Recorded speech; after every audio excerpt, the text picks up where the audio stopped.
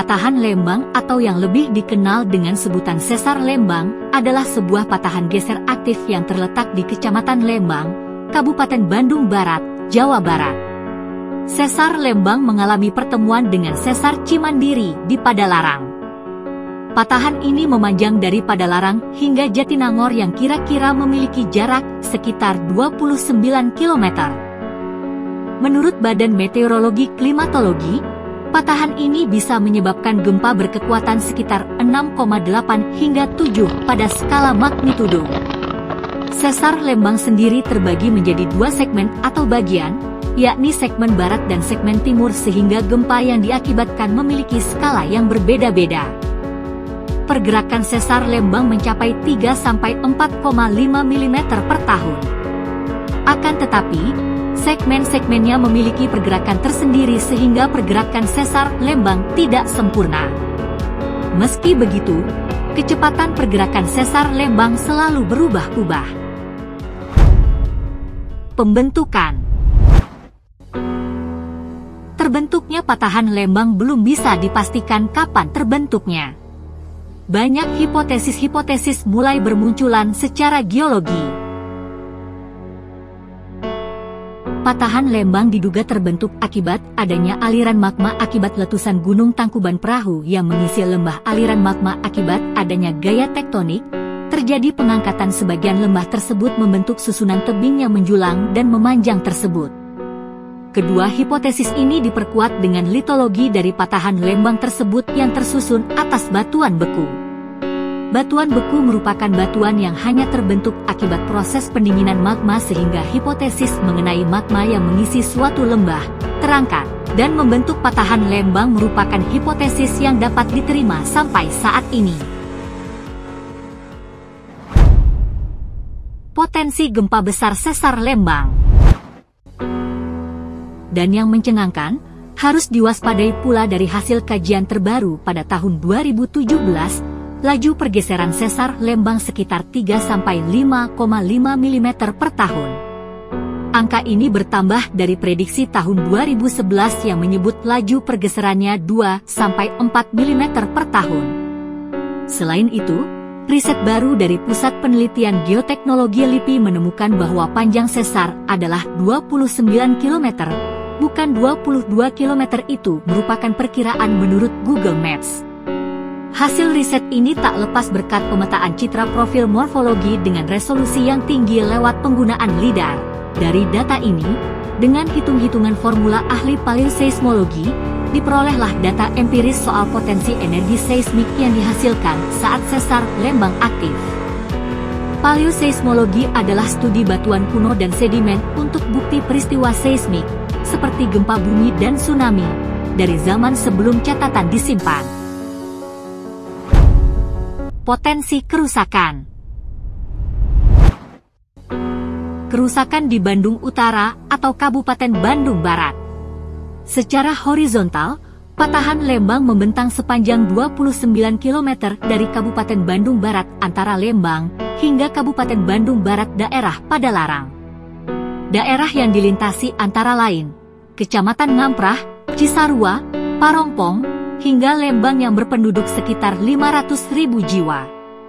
Gelombang menghantam hingga gempa pun datang. Gempa dahsyat sesar Lembang dapat mengakibatkan retakan yang langsung menuju arah Pasar Barukai hingga Sekolah Polisi Negara Provinsi Jawa Barat atau SPN. Ia membelah urat jalan utama dari Cimahi ke Lembang, yakni Jalan Kolonel Masturi. Dari sini, retakan menembus Kampung Gandrung hingga hasilnya akses informasi di sebagian Jawa Barat terganggu karena saluran TV mati total, dan gempa ini akan merobohkan beberapa menara transmisi televisi nasional di sekitar Kampung Gandrung Panyandaan area Kecamatan Cisarua. Kerusakan total di Kota Bandung. Kawasan Kota Bandung yang dulu bekas Danau Purba berada pada titik paling rendah, yang kini lokasinya di Gede Bage. Saat terjadi gempa, entah itu bersumber dari patahan Lembang, Cimandiri, Baribis, atau zona subduksi di Samudra Hindia, Gede Bage akan menerima goncangan lebih hebat ketimbang lokasi lain.